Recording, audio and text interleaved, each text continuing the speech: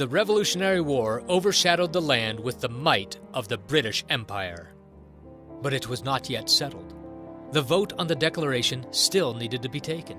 The Continental Congress pressed for independence. They knew the realization of the American dream would require that the document be a unanimous Declaration of Independence among all 13 colonies. But the 2 delegates from Delaware were deadlocked, and the third, Caesar Rodney, was not in Philadelphia. With a true sense of urgency, a messenger was dispatched immediately to find Mr. Rodney. The message was received as Rodney was considering a voyage to England for a life-saving procedure for skin cancer, of which he said, "The doctor must conquer the cancer, or the cancer will conquer me. My health requires rest, and my wish is to indulge it. But being convinced that Britain is making every kind of exertion in her favor to reduce us to unconditional submission, I now see that my immediate concern must be to align myself with my constituents and vote for independence." Caesar Rodney understood the gravity of his situation, and yet, knowing the urgent need of his vote in securing America's independence from Great Britain, he placed his needs second to those of his country, riding an exhausting 80 miles through the night during a torrential downpour, arriving in Philadelphia on July 2nd, 1776, just as the vote was beginning. Caesar Rodney arrived, lacerated and in much pain, but participated nonetheless in his boots and spurs. This, too, was a man inflamed with desire for freedom. He understood his role in the birth of a free nation and would not be deterred from his course, no matter his personal cost. Caesar Rodney's critical vote allowed Delaware to join the other colonies in making a unanimous vote for independence. His sacrifice would cost him his life, however, for he would never fully recover from his nighttime rides through the storm, and in his weakened state, he succumbed to the skin cancer he had left untreated. Battle at Kings Mountain. Lord Cornwallis, elated with his victory at Camden, South Carolina, began his march toward North Carolina, his next step to complete victory.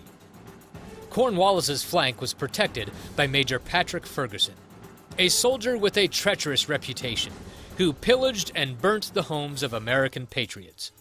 As Ferguson entrenched himself atop Kings Mountain, an army of rugged men from the mountains of Tennessee surrounded him. In his arrogance, Ferguson proclaimed, "Neither the rebels nor God himself can dislodge me from atop this mountain." Before the battle concluded, the Americans sent him back to his maker to make peace with that statement. A statement that would prove to be prophetic, however, for neither God nor the rebels did dislodge him. He can still be found atop that mountain in a shallow grave right where he died. The defeat at Kings Mountain seriously blunted the British campaign in the South and forced a frightened Cornwallis to abandon his plans and retreat to Yorktown. Some battles were fought by great soldiers and others by common people who fought and sacrificed for freedom in their own backyards. John Geiger, a disabled American patriot, was unable to serve his country. However, he instilled in his beautiful daughter Emily a love of freedom and liberty. Emily, being a young woman, was frustrated by her inability to serve in the war effort, and could therefore not restrain her eagerness upon overhearing an exchange between her father and a neighbor one summer night in 1781. Intelligence had been obtained that Lord Rawdon had divided his forces, leaving him vulnerable to attack. General Greene needed an immediate dispatch sent to General Sumter over 100 miles away, urging the general to join forces in a combined attack upon the British regiment. Finding a willing man to carry the message would prove to be impossible. The route was considered a death sentence. The dense forest road was crawling with British and sympathetic Tories, yet Emily was eager to volunteer. Night fell, and the neighbor departed, leaving Emily to contemplate privately on what she had overheard. Quietly, she took leave of her home and loved ones and made her way to General Greene's encampment, where she volunteered herself to carry the message. General Greene was extremely hesitant to expose the young girl to such danger. He explained that if caught, she could be tortured and hanged for treason. But this resolute young girl was willing to take the risk. With no other option and with a heavy heart, General Greene wrote the dispatch and sent her off to fulfill her dangerous mission. On the second day, she was seized upon by 3 soldiers and transported to Lord Rawdon, who interrogated her.